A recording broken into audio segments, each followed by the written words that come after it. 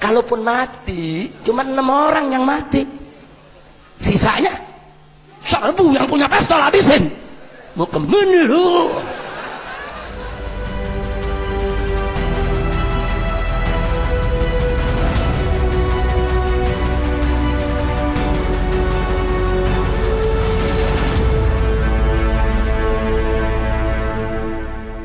Assalamualaikum warahmatullahi wabarakatuh. Kembali berjumpa dengan saya Haris bin Arif dari Forum News Network. Sampai Selasa siang, pengacara Front Pembela Islam dan keluarga Laskar Pembela Islam yang tewas menyatakan masih belum bisa mengambil jenazah mereka dari Rumah Sakit Polri Kramat Jati, Jakarta Timur. Jangankan mengambil, mendekat saja mereka tidak boleh. Dan menurut keterangan dari Rumah Sakit Polri Kramat Jati kepada media, sampai saat ini mereka masih menangani jenazah tersebut dan mereka berkoordinasi dengan Badan Reserse Kriminal. Sehingga dengan begitu memang jenazah belum bisa diambil. Sejak Selasa siang, pengamanan di kawasan Rumah Sakit Polri Kramat Jati diperketat. Bahkan sejumlah prajurit dari Kodam Jaya ikut dikerahkan mengamankan lokasi.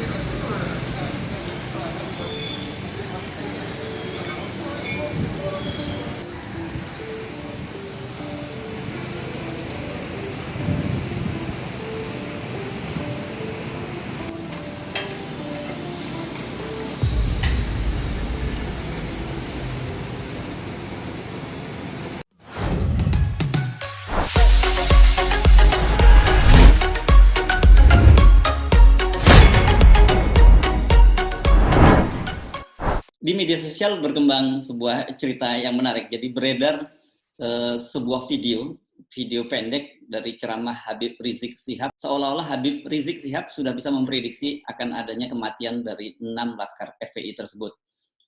Dan dalam ceramah tersebut, angkanya yang disebut oleh Habib Rizik Syihab sangat persis, 6 orang. Betul! Wah, dia ngomong, Habib, musuh punya pistol. Kita nggak punya. Saudara, pistol Colt itu pelurunya cuma 6, betul? Kalau ditembakin, belum tentu semuanya meletus. Belum tentu semua meletus. Jangan-jangan meletus di tangan, saudara. Kenapa mesti takut?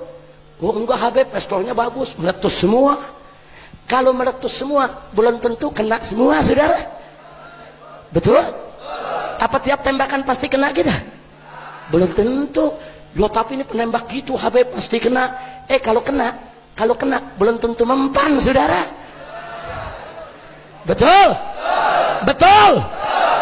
Wah, ada yang ngomong anak muda, Habib, kalau begitu ajarin ilmu kebal dong. Saya jawab, lu kalau kebal sahidnya kapan, goblok? Lu mau kebal apa mau mati sahid? Betul? Ayo saya tanya, mau kebal apa mati sahid? Kebal apa mati sahid? Makanya jangan nanya ilmu kebal.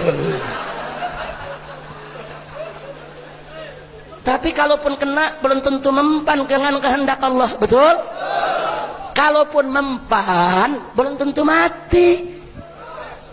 Betul? Betul? Betul? Kalaupun mati, cuma 6 orang yang mati. Sisanya serbu yang punya pistol habisin. Mau kemana lu? Betul? Maka itu saya tanya umat Islam, apa perlu takut sama musuh? Siap berjuang? Siap mati di jalan Allah? Takbir! Malam hari ini seorang pemuda Islam mati karena bela Islam. Besok jutaan pemuda Islam akan bangkit kembali untuk menegakkan Islam di Indonesia, saudara. Takbir. Angkat tangan pemuda. Takbir. Takbir. Kalau kita amati, kelihatannya video ini ceramah ini berlangsung di Surabaya. Dan itu terjadi menurut keterangan sekitar 4 tahun yang lalu. Bagi kita tentu saja yang cara berpikirnya rasional menganggap itu hanya sebuah kebetulan. Hanya saja kemudian momentumnya sekarang tepat sehingga dimunculkan kembali. Tetapi bagi kalangan Nahdiyin, kalangan ahli sunnah wal jamaah, itu memang seorang ulama itu dianggap mempunyai karomah. Jadi karomah ini semacam dia mengetahui sesuatu yang akan terjadi. Apakah ada kaitannya ceramah Habib Rizik Syihab itu dengan peristiwa saat ini? Tentu saja agak sulit untuk membuktikannya. Dan biarkan saja publik yang menilai sendiri. Berkaitan dengan kematian 6 orang Laskar Front Pembela Islam itu, Ustadz Abdul Somad, dai kondang kita, memberikan wejangan kepada masyarakat kita dan juga umat Islam. Assalamualaikum warahmatullahi wabarakatuh.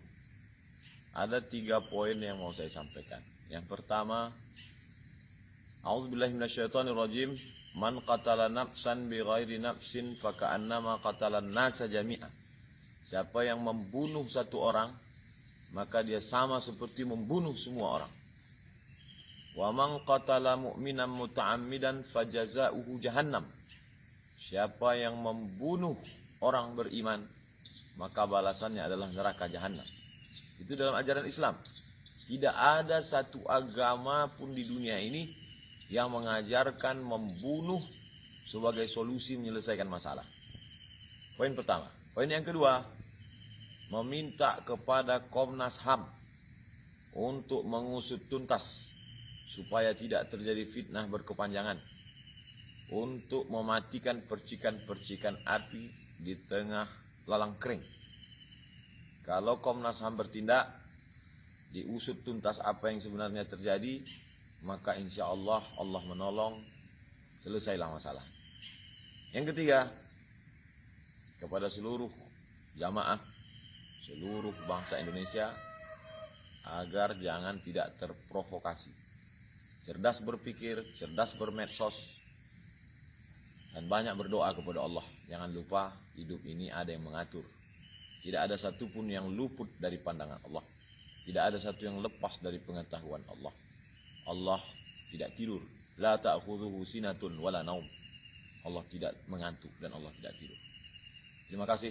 Assalamualaikum warahmatullahi wabarakatuh. Dari wejangan Ustadz Abdul Somad tadi, setidaknya ada 3 hal yang kita mesti garis bawahi. Satu, bahwa pembunuhan satu orang manusia itu dalam Islam itu sangat dikutuk, sangat dilarang karena sama dengan halnya membunuh seluruh umat manusia.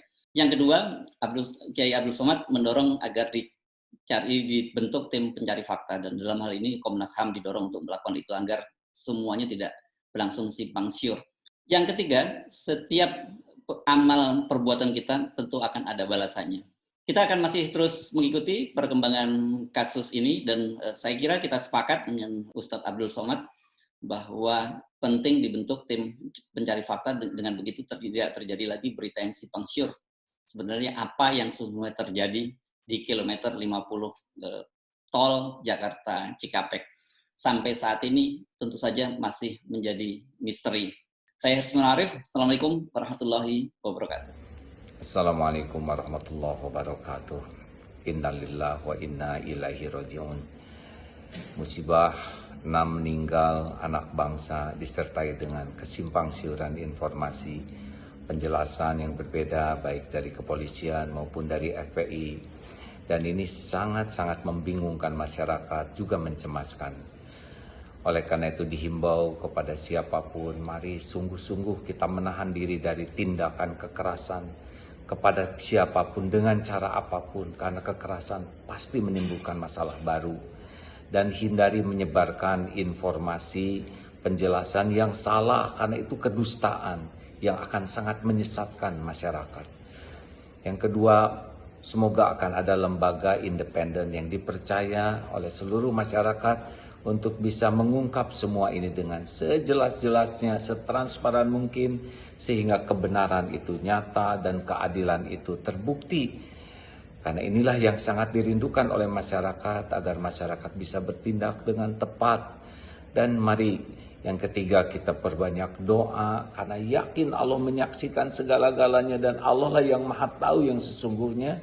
Dengan doa Allahumma arinal haqqa haqqan warzuqna tiba'ah wa arinal batila batilan warzuqna ijtinabah. Ya Allah, tunjukkan yang benar itu nyata kebenarannya dan mampukan kami menapakinya, memperjuangkannya. Dan tampakkan ya Allah yang batil itu nyata kebatilannya. Dan mampukan kami untuk menjauhinya, menyingkirkan kebatilan. Ini adalah doa yang sangat adil yang harus kita mohon kepada Allah agar Allah membukakan semua ini sehingga kita bisa bersikap dengan benar dan adil. Semoga kejadian ini tidak terulang kembali dan semoga bangsa kita benar-benar tegak dalam kebenaran dan keadilan, karena hanya itulah yang akan membuat bangsa ini bermartabat dan berkah. Amin ya rabbal alamin. Assalamualaikum warahmatullahi wabarakatuh.